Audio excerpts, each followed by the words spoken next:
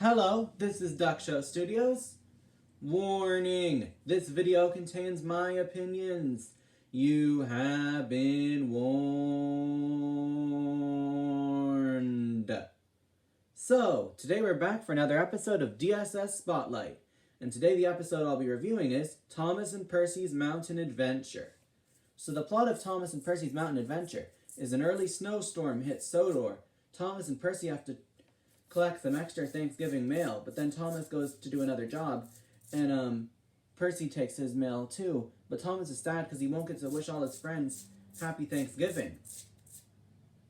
And then Percy's puffing along, and a fogman with a lantern is there, and he says that the village is snowed in. So Thomas gets Terence, and Percy fetches Harold, and they go to save the villagers.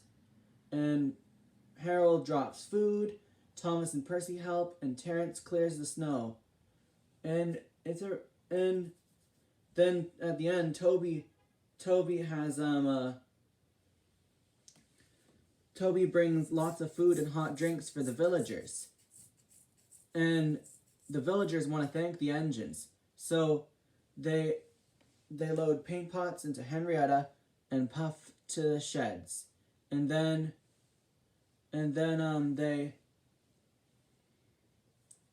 they decorate the sheds and repaint them for the engines. And yeah, so this episode is actually a very strange one, because in the UK it's called Thomas and Percy's Christmas Adventure, not Mountain, and it's a Christmas episode, not a Thanksgiving episode. And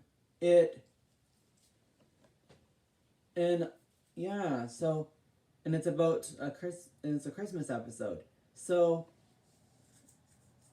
I live in Canada, so we get the US version of the story.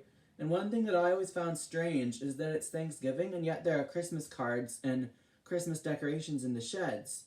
Because here in Canada, we have Thanksgiving in October, so not very close to Christmas.